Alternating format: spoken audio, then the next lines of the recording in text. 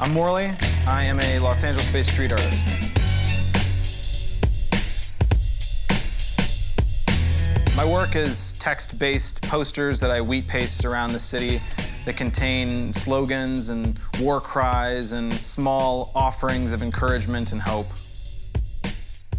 Once I have an idea, I like to write it down and sort of try and boil that idea, that sentiment down to its sort of most concise, most basic form. I'm originally from Iowa. For me, growing up, street art was just curse words drawn in bathroom stall doors. It wasn't until I moved to New York that I really started seeing it on the street, and it really kind of opened my eyes to what art could be. The first thing I started doing was just stickers that I would put around the subways in New York, and things that I thought would sort of encourage people and make, the sort of daily, trudging back and forth from work and home on the subway maybe a little brighter. When I feel like I've got the sentiment sort of as clean and crisply outlined as I want it, then I bring it into Photoshop, in which time I start trying to see, how do I want the words to look on the page? How do I want it to play with the image of me? And how do I want the text to sort of be received? I try to create each poster to be relevant for the place that the poster is going. I wouldn't put a poster in Beverly Hills that I would put in Compton. And, I try to sort of create something that's going to mean something for the people that happen to walk by it. It's vital to be authentic and to be vulnerable and to be real in my posters, because I think that's the only way that you sort of earn the privilege of speaking into other people's lives. I eventually made my way out to Los Angeles to work as a screenwriter, and it was really then that my work started to evolve and sort of incorporate all of the different frustrations that I was feeling at the time, and I was sure that everybody else in the city was feeling too. And that's when I started including a drawing of myself, because I wanted the person to feel like it was a person saying it to them and not just sort of like a brand. But then it started growing beyond that and going into different places. Most of my work is in Los Angeles, but I've also been to Arizona and Portland, Seattle, San Francisco, Chicago, Iowa, New York, Baltimore, DC. I'm forgetting some.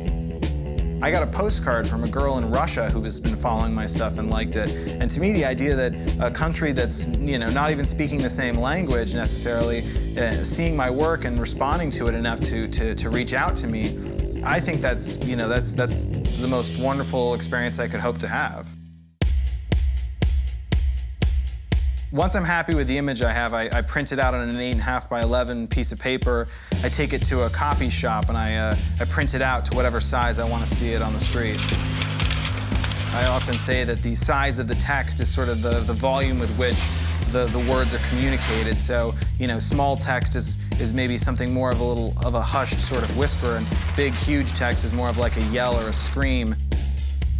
The piece is actually the biggest thing I've ever done up to now, and I really wanted it to be something that I thought, that people would respond to on a sort of deep emotional level. I felt that it was important to have a message that as people walk by, they would say, you know what, he's right, I'm not gonna let sadness sort of steal my essence, my life, my joy, my reason to get up in the morning. When I started putting out my pieces, I didn't really think that there was a way to interact with the people that would be seeing them. Of course, yeah. With, the wonderful thing about, Instagram, for example, is that I can see other people's photographs that they've taken of my stuff, but I can also see how people are interacting with it. I can see someone sort of posing next to something that I've done. And then when I created a way for them to reach out to me, I started getting emails from people telling me that something I did made their day better, made them feel better, made them, second guess a bad decision they were going to make. And to me, that's wonderfully gratifying. I think the nature of what I do is kind of a solitary activity. I never wanted to put anybody else at risk of being arrested. As solitary as it is, I'm creating a voice for myself that can scream the length of a city street.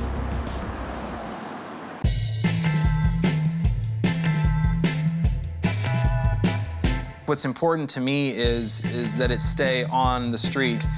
my messages in a gallery, they just don't mean as much.